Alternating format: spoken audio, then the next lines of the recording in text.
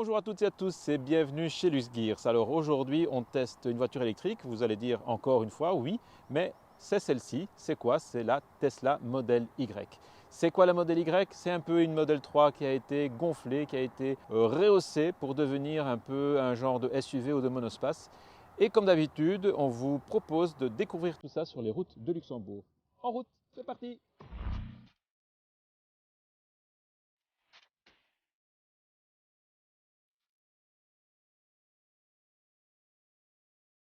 Alors, nous voilà à bord de la Tesla Model Y.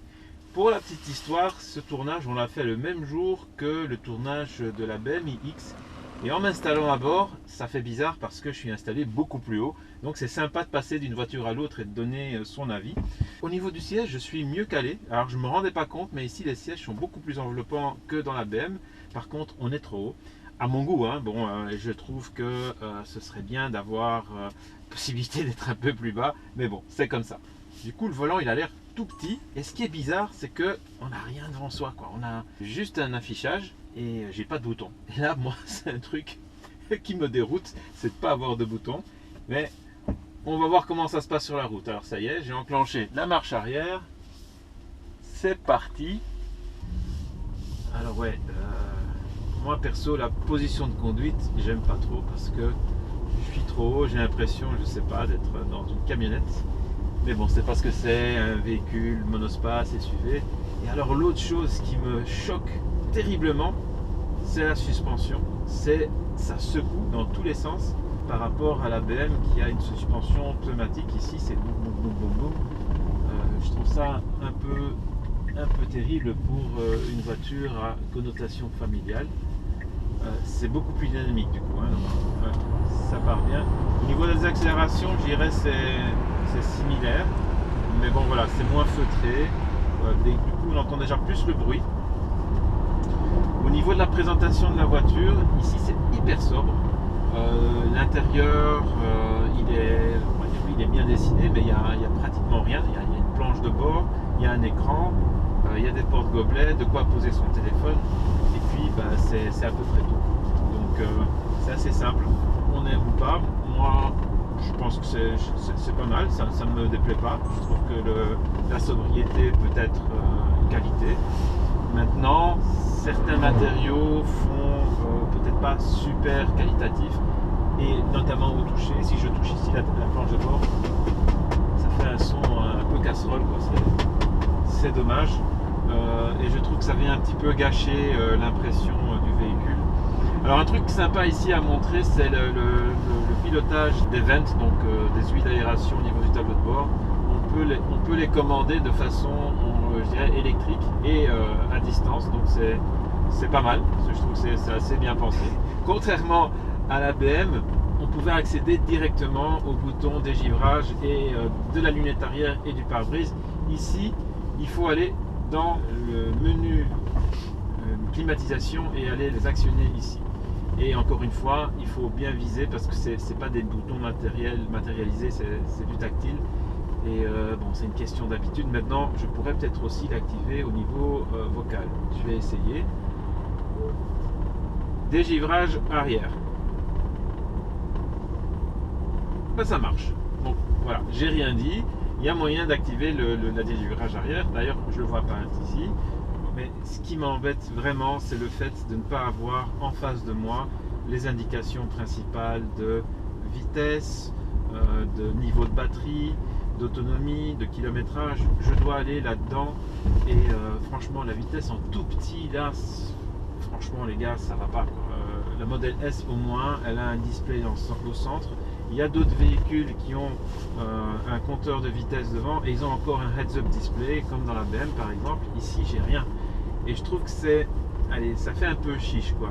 Ça fait vraiment le truc, on a voulu faire des économies alors que c'est un véhicule quand même qui se rapproche du premium.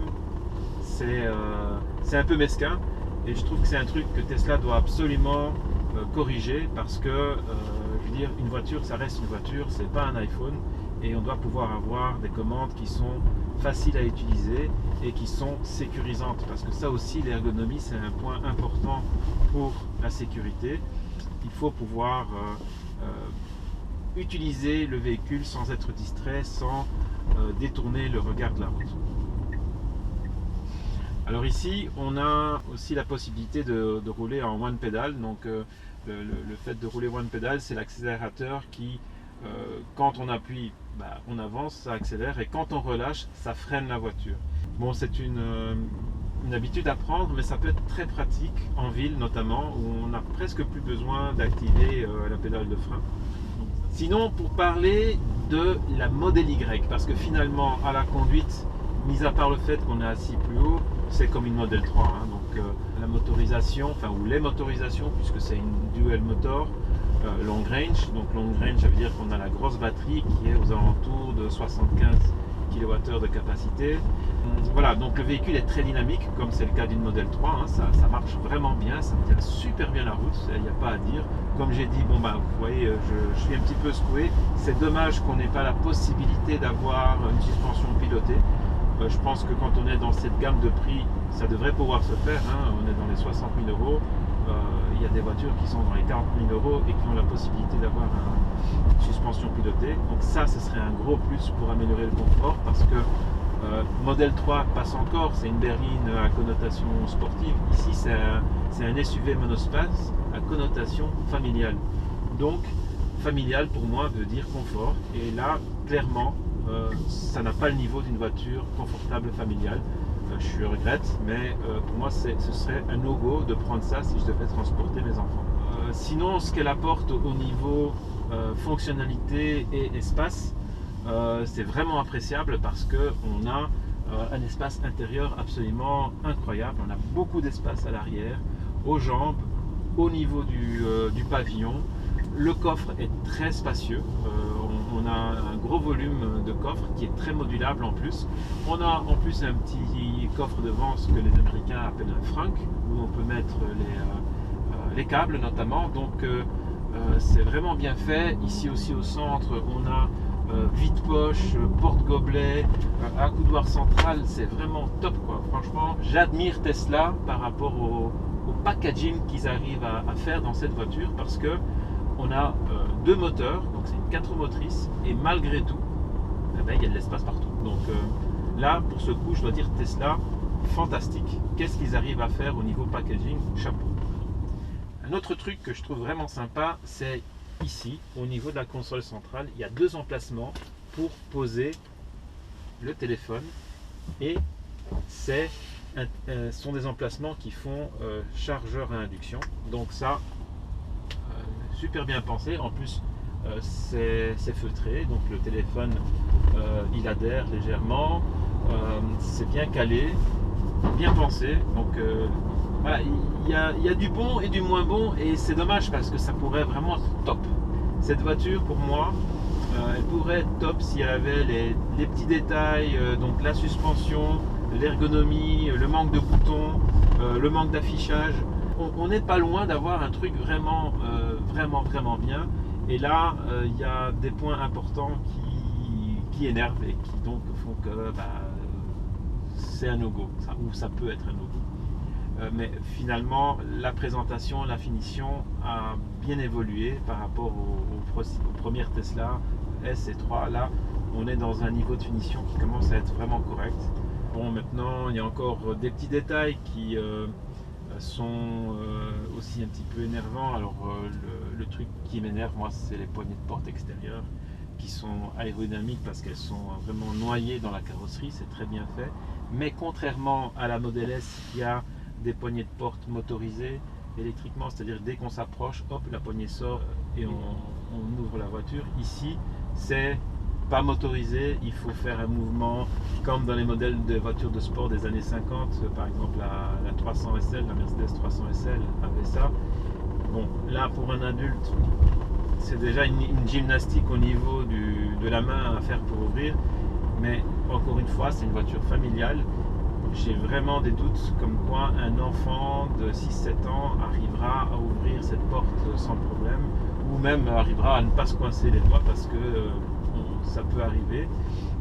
Un autre point par rapport à cette poignée de porte qui peut être vraiment embêtant, c'est en hiver.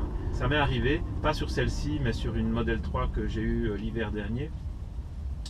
Quand il y a du gel, et par exemple il a plu et il y a l'humidité ou plutôt de l'eau qui se met dans l'interstice de cette poignée, et bien s'il gèle, la poignée elle est bloquée. Allez, c'est là que ça m'embête parfois avec Tesla, c'est qu'il privilégie le look à la fonction, et en tant qu'ingénieur c'est un truc pour moi ça passe pas.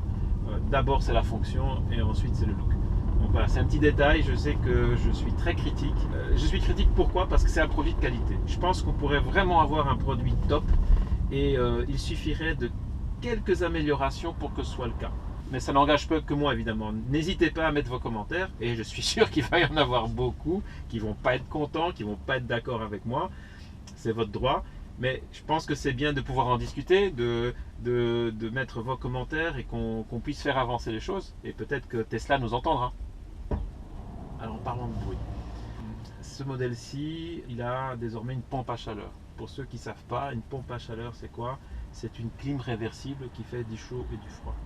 Pourquoi est-ce qu'ils ont installé ça dans cette voiture et dans les voitures électriques en général?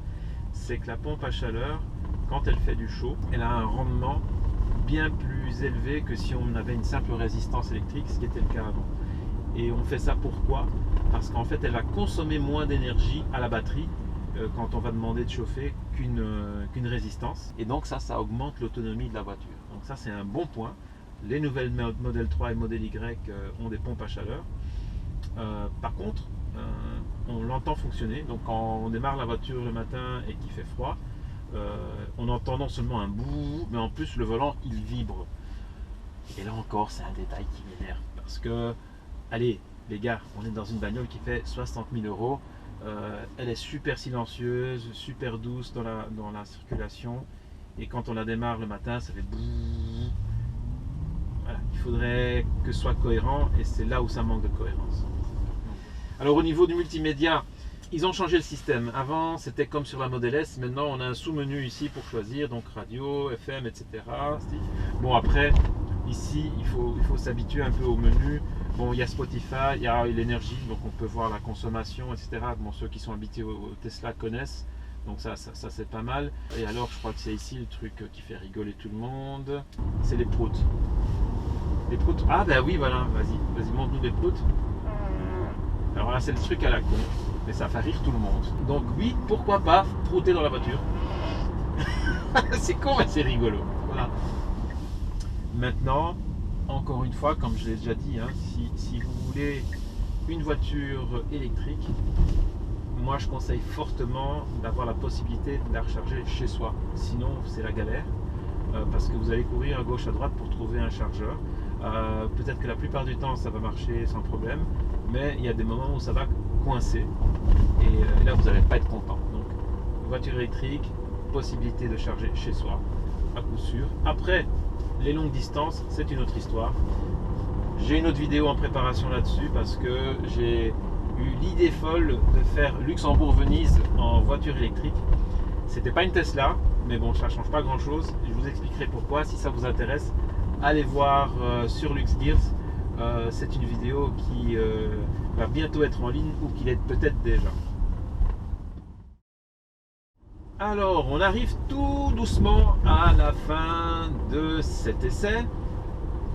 Comme vous avez pu vous en rendre compte, je suis assez partagé. J'aime bien la voiture pour certains aspects, je ne l'aime pas pour d'autres. Ce qui fait que si j'étais à l'achat de ce genre de voiture et que je devais prendre une décision, eh bien, en l'état, je ne la prendrais pas cette voiture, pour les différents points que je vous ai cités, qui sont importants pour moi, qui sont peut-être pas importants pour d'autres personnes. Mais franchement, il y a un truc qui m'énerve, c'est cette suspension qui est trop dure. Donc essayez-la en jante de 19 pouces, parce qu'en 20 pouces, pour moi c'est un no-go, si c'est une voiture familiale que vous voulez. Franchement, je trouve que c'est vraiment intéressant de voir dans la direction dans laquelle va l'automobile. Tesla commence à proposer des produits aboutis, vraiment, parce que maintenant on a la qualité qui commence à être au rendez-vous. Après on va voir comment tout ça va évoluer. Voilà, c'est comme ça que je conclus cette vidéo. J'espère que ça vous a plu, ou que ça vous a interpellé. Mettez-moi le petit pouce si vous avez aimé, dans un sens ou dans l'autre si vous n'avez pas aimé. Et puis surtout n'hésitez pas à commenter, parce que je trouve que ça c'est sympa d'interagir et d'échanger nos idées. Et puis si vous n'êtes pas abonné, pas, faites-le comme ça. On va pouvoir vous proposer d'autres essais. Ok? Allez, ciao, à bientôt.